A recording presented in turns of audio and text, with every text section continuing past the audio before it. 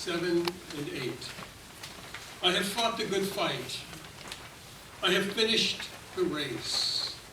I have kept the faith.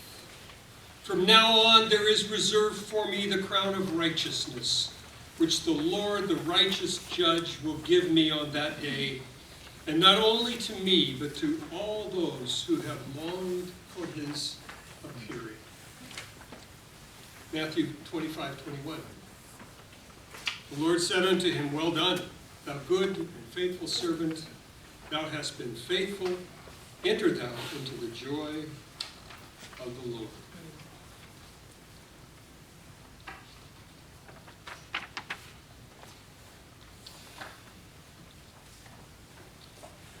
I've entitled these remarks on the faithful and faith-filled life of Ernie Camery.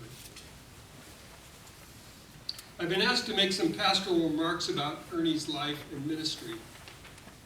As you might expect, when speaking at the memorial service for one of God's ministers, there is a strong temptation to preach a rousing sermon about sin and redemption, and the bliss of heaven that awaits when one arrives at the pearly gates and gazes down the long golden street that leads perhaps to the throne of Christ himself, or even better, to Colleen.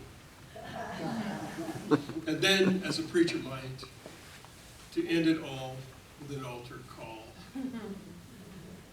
Certainly the bliss of heaven was on Ernie's mind during his final days. Several times we sat with him as he wondered out loud about who would be there to greet him and welcome him home, right up front. Leading the delegation would be his beloved Colleen, who went ahead of him only 12 weeks earlier. And certainly altar calls were an important part of Ernie's thinking and writing.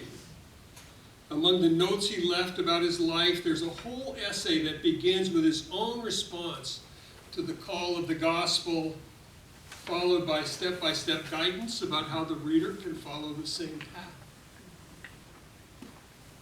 As Shailene and I have packed her parents' things, I came across a small book of funeral sermons. It was published, I think, in the 1950s. And virtually every one was a variation of the altar call sermon. They were all written by preachers. And as I read, I suspected that these were the thoughts they wanted expressed at their own memorial services. I regret saying this, but as I read this book, I was bored to death. The problem is, I do not think that an altar call homily or reflection on the bliss of heaven are the only right ways to think about Ernie Camery's life of faith. There is a Jewish story about an aging rabbi who was asked once by a member of his congregation, Rabbi, what would you say if we could prove definitively that there is no resurrection, and thus no afterlife, and thus no final reward for your life of great piety?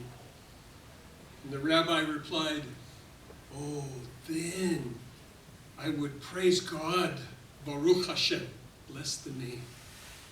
For then it would be clear that I obey the law of God from pure motives. And this is how I think we should understand Ernie Camery's life and his life of faith. He lived his life of faith for pure motives. He never asked the question, what's in it for me? What can I do to make God owe me bliss? He responded instead to the gift that came to him from God. And his life of faith was a life of response to God's grace. It was not something that required performance. It was something that required engagement and appreciation and passion. passion and care and consistency. In the end, the point was not about a reward for him in heaven, but it was about the graciousness and effectiveness of the well-lived life, a life that is open to the presence of the Spirit right here, right now. In Ernie's eyes, the well-lived life, a life of faith, if that's all there were, would still be its own reward. And that would be enough. And I defer to my daughter's wonderful comments about the streams of eternity. And that also is true. That also is true, and profoundly so. But I suspect that Ernie would have been faithful even if that were not it. Because he loved the Lord for the Lord's own sake. He lived faithful to the Lord and to his calling as a minister of the gospel. He would have done these things even if there was no afterlife, even if there was no final reward. Ernie Camery was faithful out of pure motives. It's important to remember that Ernie and Colleen remained faithful even when they were confronted with major challenges and hurts and disappointments. Sometimes their journey took them through rough seas. As we were preparing his things, we ran across this important classic Ernie Camery quote. While we live on this earth, we tend to feel that the world revolves around our little circle of activities. When something goes wrong in one of those circles, it seems like the world is crashing in upon us. Can we bear the pain? Can we carry such a burden and not be crushed? Will the tears ever stop? And there are moments in his own life, I think, when those were real questions for him. As life goes on, he wrote, we learn as we trust the Lord that he could bring us through anything. Later we look back and see that we are here after these crushing experiences. Put your trust in the Lord and he will see you through. He believed not only that God could be present in the middle of the journey, he also believed that God had prepared him in advance for the challenges and opportunities of this particular journey.